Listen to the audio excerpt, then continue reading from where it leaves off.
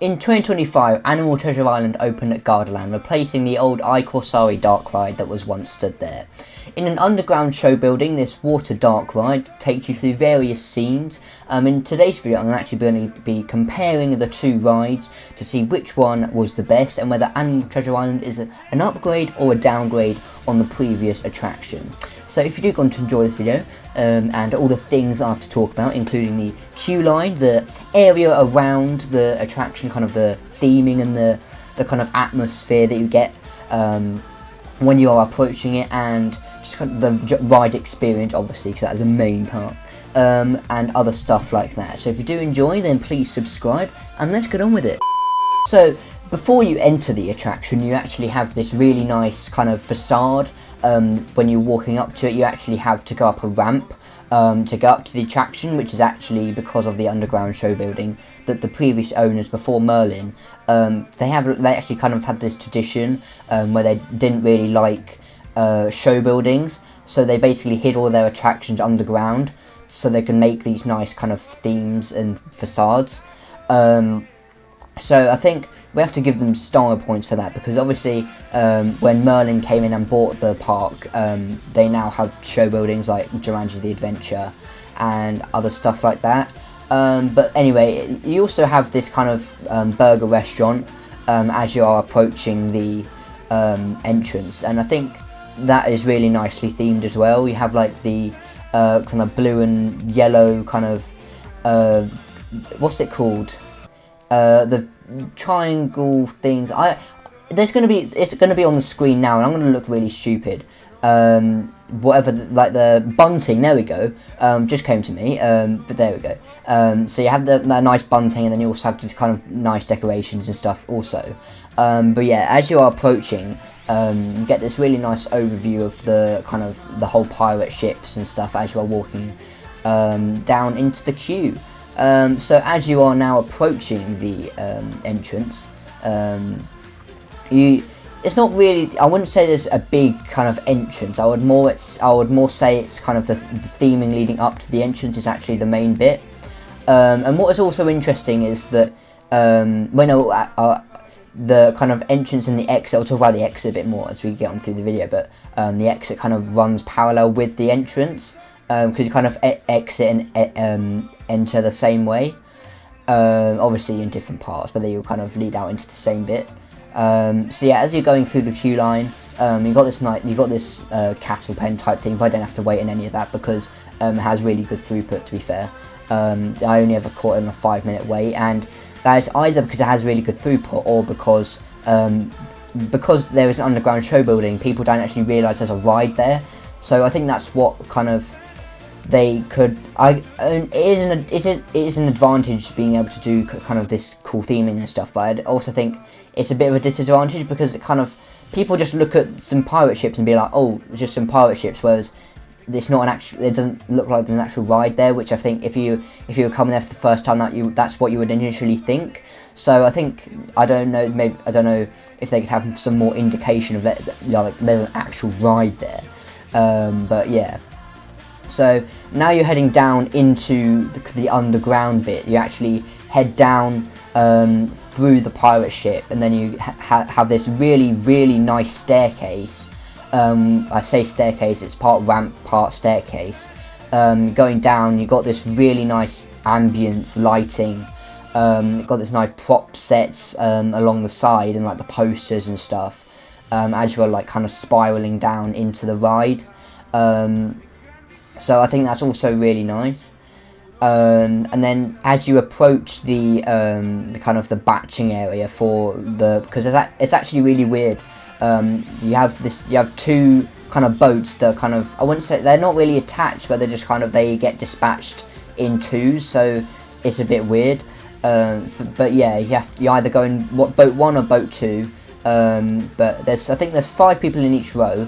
So that's. And then, oh yeah, by the way, I have mentioned this in a previous video, but at the top of the screen at Gardaland, they have this kind of counter system which basically tracks how many people have gone through into the ride.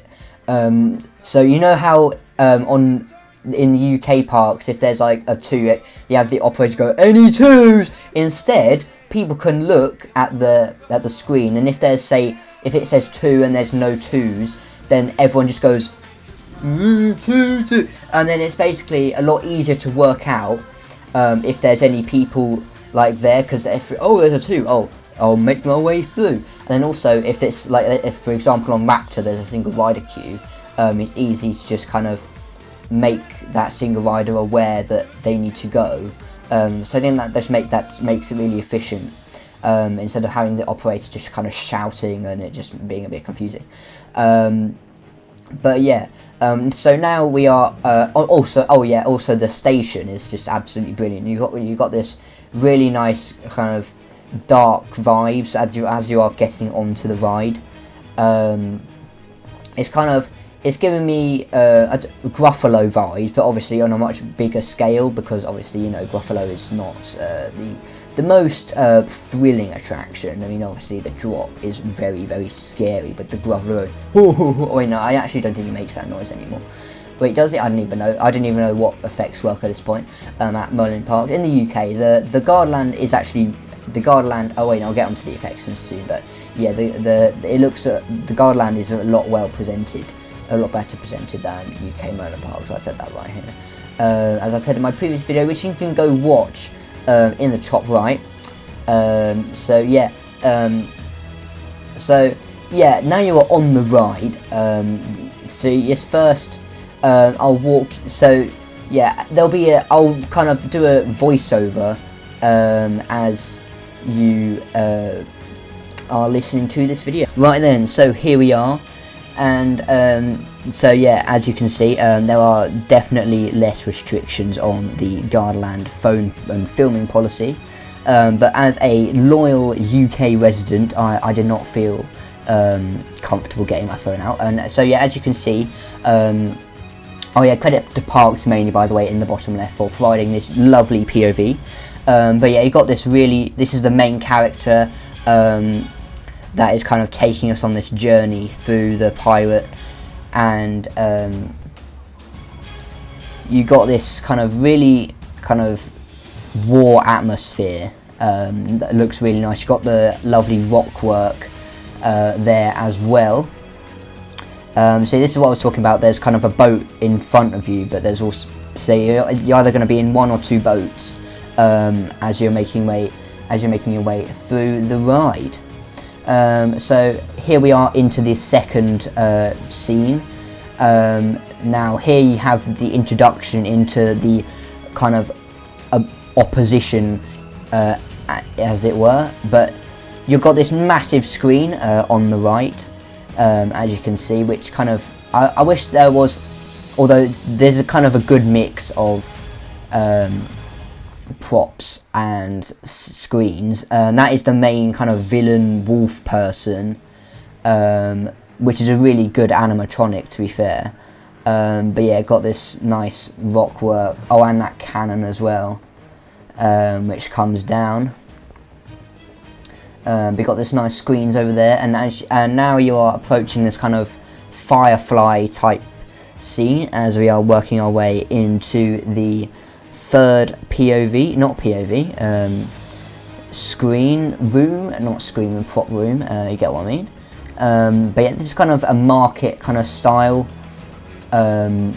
which reminds me a lot of Bubbleworks, Rip Bubbleworks. But yeah, this whole attraction is kind of basically an upgrade on Bubbleworks and Gruffalo. But yeah, it got this really nice prop scenes. Got a guy taking a shower. Oh yeah, and by the way, if you do want to watch this without me yapping, and B, with audio from the ride, then you can. Then the link to this POV will be down in the description. And also, so yeah, you got the really nice prop scenes as well, and also that bucket on the left that you can see actually does kind of get you wet if you put your hand out. But yeah, now we're approaching the wolf territory. Which, as you can see, this is where the real kind of fight, as it were, begins. But now we're approaching this kind of forest type area. You've got the nice smoke, and also the trees. It gives me Valhalla vibes as well, just without being absolutely drenched. But yeah. This video does not do justice how kind of immersed you are in this kind of smoke screen. You're basically in complete darkness as you're working your way through this area. You obviously got the light at the top, but still, it does give a really nice atmosphere. But yeah, as you can see, we are coming out into the 4th scene, and oh no, the wolves have spotted us. What are they gonna do? Let's find out as we go under some more beautiful rock work. We now are greeted with another massive screen, but this one I will give them credit for, because you got this massive ship that kind of lands in the area, and there is a beautiful water effect from the ceiling that comes down. And also the wolf from earlier that has, I don't know why you would have 2 swords. Madam Tussauds, get it? That is a terrible joke. I said last time that my jokes don't go any better, and that was an example of that. But anyway, you got these really nice lights that kind of come down from his eyes, as like the statue of the wolf person. And you have another mist effect as you go through his mouth. But yeah, you got some more lovely rock work as you are approaching the final scene. Got nice waterfalls and stuff as well. But yeah, I think this is kind of just a filler before that main kind of action scene. Got this nice treasure chests and kind of random bits of wood and stuff, just kind of prepare the main fight with the kind of skulls on the sticks and stuff. But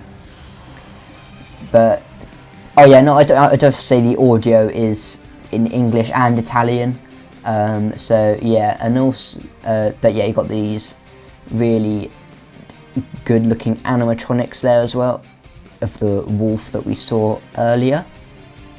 And here we go then, approaching the final fight scene. We have some really beautiful rock work and props, and the area that has kind of been invaded, if it were, by the cat army. And yeah, you got the hippo as well, but yeah, you got those nice water effects and stuff as well, and you got this really nice lighting that has kind of added nice touches to the props. But there we are, we have now defeated the wolf. And now at this point, so yeah, here we are. You have this. We have collected all the gold, and we are now rich. But there we are, and so yeah, this is kind of the ending kind of scene. That we're like, oh yay, we won, we are so rich and whatever. But yes, this is a really nice kind of satisfactory kind of ending bit with all the nice, because like before it was a bit dark, but in contrast now you got the nice like kind of gold atmosphere. Obviously you still have the red smoke and stuff, but and there we go. Now I thought this was a kind of drop, but it's just a way up to the station because it's an underground after all. But there we go. That is an overview of the POV. Thanks again to Parks Minute for providing it. So now that you have ridden Animal Treasure Island, you then come off of the ride, obviously, and then you still got these nice kind of props and stuff as you kind of make your way to the exit. Then obviously, because I said before, as it's underground, you have these escalators which take you back up the ride. But yeah, and then you come up the escalators and you are free to roam around the rest of Gardaland Resort. But yeah, as I said before, you exit kind of parallel with the entrance. So yeah, you come up, and then you kind of have to walk through the restaurant, which is a bit awkward. But yeah. So that is going to do it for today's video. Overall, I think Animal Treasure Island is neither an upgrade or a downgrade on Corsari, because Corsari is a absolutely fantastic dark ride. But I also think that Animal Treasure Island is a fantastic dark ride. So it's up to your interpretation. I think they do what they do brilliantly. I think Animal Treasure Island probably has a kind of a bit too many screens. That's okay, because it makes stuff with the brilliant like kind of props and stuff. But yeah, it depends what you prefer really. Obviously you can't ride Corsari anymore, but yeah, it's up to your own interpretation. In my opinion, I like both. I know that's a boring answer, but yeah, I gotta be neutral here, okay? If I want to be liked by Gardaland. But anyway, so thank you all for joining me on this video, and I'll see you all in the next one. Goodbye. Oh wait, hang on. Cheerio.